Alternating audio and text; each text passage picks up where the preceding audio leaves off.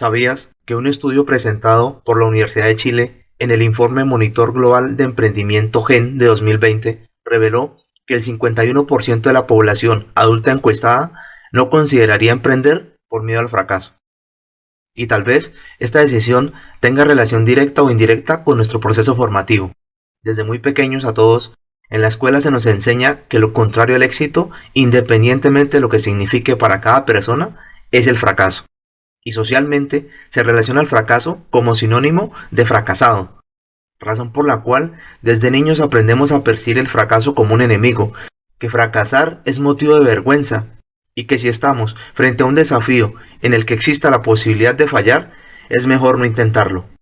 Para personas como Steve Jobs, quien fue despedido de Apple, y que años más tarde regresara para convertirla en una de las empresas más valiosas del mundo, Thomas Alva Edison, quien después de 1000 intentos logró entregarle al mundo la bombilla incandescente, Nelson Mandela, quien alcanzó la presidencia de Sudáfrica después de permanecer en la cárcel 27 años, entre otros personajes, el fracaso, lejos de ser un enemigo, se convirtió en uno de sus mejores maestros, que posterior a sus intentos fallidos les enseñó valiosas lecciones, formas diferentes de hacer las cosas, al tiempo que los preparaba para enfrentar nuevos desafíos.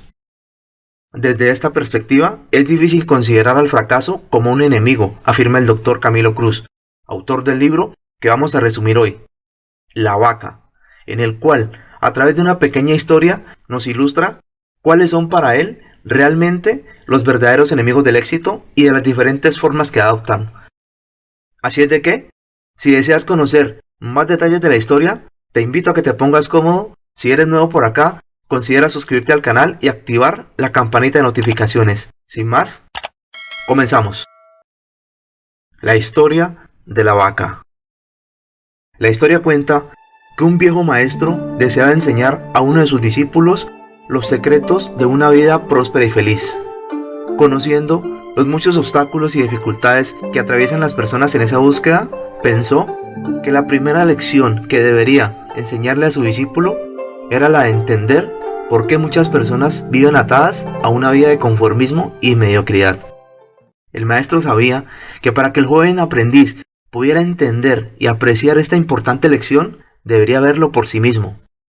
Para ello, aquella tarde decidió que juntos visitarían el caserío más pobre y desolado de aquella provincia y pasarían la noche en ese lugar.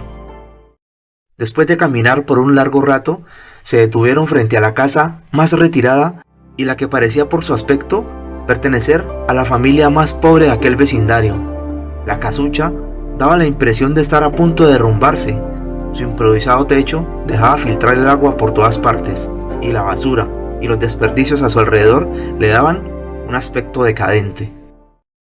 Pero, si la apariencia del rancho producía lástima, el aspecto de sus moradores, 8 personas, el padre, su esposa, 4 hijos y 2 abuelos, todos de mirada triste, cabizbaja, de caminar desanimado, vestidos con ropas viejas y sucias y malolientes, daban cuenta de la profunda miseria que reinaba en su interior. Curiosamente, y en medio de ese estado de escasez, la familia contaba con una posesión de gran valor. Eran dueños de una vaca. Una flacuchenta vaca que con la escasa leche que producía, los proveía del alimento medianamente necesario para vivir. Sin embargo, esta vaca parecía cumplir un propósito más elevado.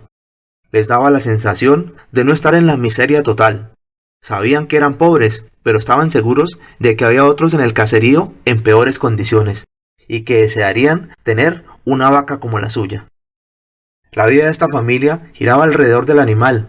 Todos los días debían de estar pendientes de alimentarla, ordeñarla y de cuidar que no se la fueran a robar. Llegada la noche, y con el permiso del anfitrión de la casa, en medio de la basura y el desorden, el maestro y su discípulo pasaron la noche. Al día siguiente, muy temprano, asegurándose de no despertar a nadie, los 2 viajeros se dispusieron a continuar su camino. Salieron de la morada y antes de emprender la marcha, el maestro le dijo a su discípulo: es hora de que aprendas la lección que has venido a aprender. Sin que el joven pudiese hacer nada para evitarlo, el anciano sacó una daga que llevaba en su bolsa y con un movimiento rápido y certero propinó una herida mortal a la pobre vaca, que cayó muerta sin hacer ningún ruido. «Maestro, ¿qué has hecho?», preguntó el joven. ¿Qué lección es esta que para aprenderla requiere dejar a una familia en la ruina total? Sin inmutarse, ante la preocupación y angustia de su joven discípulo y haciendo caso omiso a sus interrogantes, el anciano se dispuso a continuar su marcha, dejando atrás aquella macabra escena. Durante los siguientes días, el joven estudiante no dejaba de pensar una y otra vez en aquel episodio y en la idea de que sin la vaca, aquella familia seguramente moriría de hambre. ¿Qué otra cosa les podía esperar después de perder su única fuente de sustento? Cuenta la historia que un año más tarde, el anciano maestro mandó a llamar a su discípulo para regresar por aquellos senderos y ver qué suerte había corrido aquella familia. Arrimaron nuevamente a aquel caserío y buscaron la humilde posada, pero en su lugar encontraron una casa nueva y más grande. Era obvio que la muerte de la vaca había sido un golpe muy fuerte para aquella familia, y seguramente habían tenido que abandonar aquel lugar, y ahora una nueva familia, con mayores comodidades, había construido una mejor vivienda. ¿Qué habría sucedido con ellos?, pensaba el discípulo. Estaba muy nervioso de tocar la puerta y confirmar sus trágicas sospechas. Pero ¿cuál sería su sorpresa cuando del interior de aquella casa salió el hombre que un año atrás les diera posada en su vivienda? ¿Cómo es posible?, preguntó el joven. Hace un año, en nuestro breve paso por aquí, fuimos testigos de la profunda pobreza en la que ustedes se encontraban. ¿Qué ocurrió durante este año para que todo esto cambiara? Ignorante del hecho de que el discípulo y su maestro habían sido los causantes de la muerte de su vaca, el hombre relató cómo el mismo día de su partida, por mera coincidencia, un maleante o algún envidioso había matado salvajemente a su vaca. El hombre continuó relatando a los dos viajeros cómo su primera reacción ante este hecho había sido de desesperación y angustia. Por mucho tiempo, la vaca había sido su única fuente de sustento, y además el poseerla les había hecho ganar la admiración y el respeto de sus vecinos menos afortunados. Sin embargo, continuó el hombre, poco después de aquel trágico día, pensamos que a menos que hiciéramos algo rápido, muy probablemente nuestras vidas estarían en peligro. Así que decidimos limpiar el terreno de la parte de atrás, conseguimos algunas semillas y empezamos a sembrar vegetales y legumbres, con los que pudiésemos alimentarnos. Después de algún tiempo, nos dimos cuenta que la improvisada granja producía mucho más de lo que necesitábamos, por lo que comenzamos a vender los vegetales que nos sobraban a los vecinos, y con este dinero compramos más semillas. Poco después, vimos que el sobrante de la cosecha no solo cubría las necesidades de los vecinos, sino que además nos alcanzaba para vender en el mercado del pueblo, de modo que así pudimos tener el dinero suficiente para comprar mejores vestimentas y arreglar nuestra casa. Era como si la muerte de la vaca nos hubiese abierto las puertas hacia una vida nueva.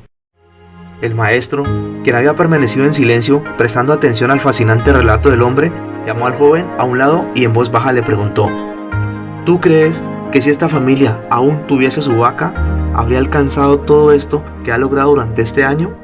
Seguramente no, respondió el joven sin titubear. ¿Te das cuenta? Su vaca, fuera de ser su única posesión, también era la cadena que los mantenía atados a una vida de conformismo y mediocridad. Y cuando ya no pudieron contar más con la falsa seguridad que les daba el sentirse poseedores de algo, así fuese solamente una flacuchenta vaca, tuvieron que tomar la decisión de esforzarse por buscar algo más, de aprender a ver más allá de sus actuales circunstancias y la más importante de las lecciones, comprender que la vaca considerada como su bendición se había convertido en una trampa que los hacía sentirse agradecidos por ella y que los mantenía en una zona de comodidad que nublaba su entendimiento y no les permitía observar otras oportunidades.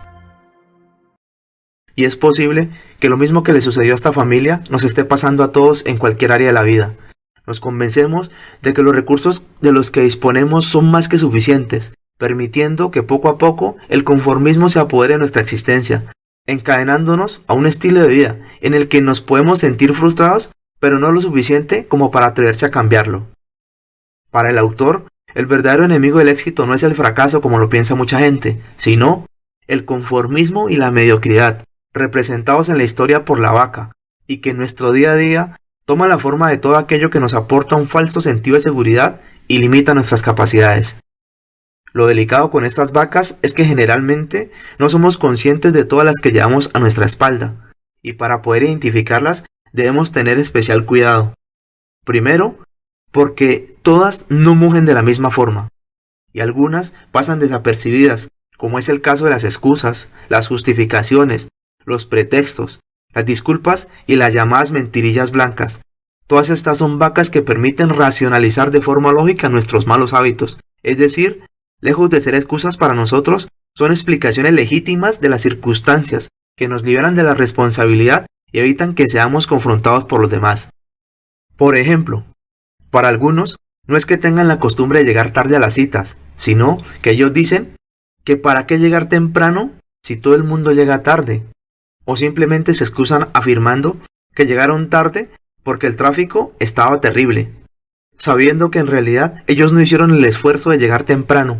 En general, las excusas son una simple salida de escape para explicar nuestra desidia y falta de acción, que pretende justificar nuestra mediocridad y que quedemos bien al mismo tiempo.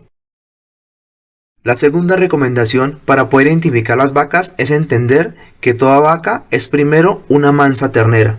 Por eso, debemos ser muy cuidadosos con todas las ideas y los pensamientos que permitimos entrar en nuestra mente.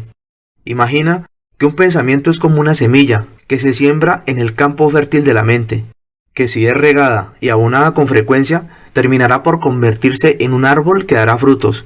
En esta analogía, el árbol representa cada una de las creencias que hacen parte de nuestra programación mental y que inconscientemente rigen todas nuestras actitudes y acciones. En este grupo de vacas encontramos actitudes limitantes como nuestros temores o miedos, todas las justificaciones que aceptamos como verdades y que nos mantienen en zonas de comodidad, y todas las falsas creencias acerca de nuestras propias habilidades. Lo delicado de esta situación es que en la medida en que continuemos alimentándolas, éstas se hacen más grandes, nos autoconvencemos de nuestra condición y terminamos aceptando el conformismo y la mediocridad como parte de nuestra existencia. La tercera recomendación para identificar vacas es entender que éstas pueden tomar diferentes colores, diferentes matices, con los cuales se camuflan, haciendo más difícil reconocerlas al punto de que terminamos conviviendo con ellas. De acuerdo con el autor, estas son algunas de las más comunes. Las vacas del autoconsuelo, que son todas aquellas vacas que justifican nuestra realidad después de compararla con la realidad de personas en condiciones menos favorables y que nos hacen pensar, entre comillas, que nosotros estamos bien. Y quien piensa que está bien, seguramente no verá ninguna razón para mejorar. Tenemos, por ejemplo, asegurar que estamos bien en un empleo del cual disfrutamos poco y con bajo salario, con la idea de que la situación del país está difícil y somos afortunados al contar con uno.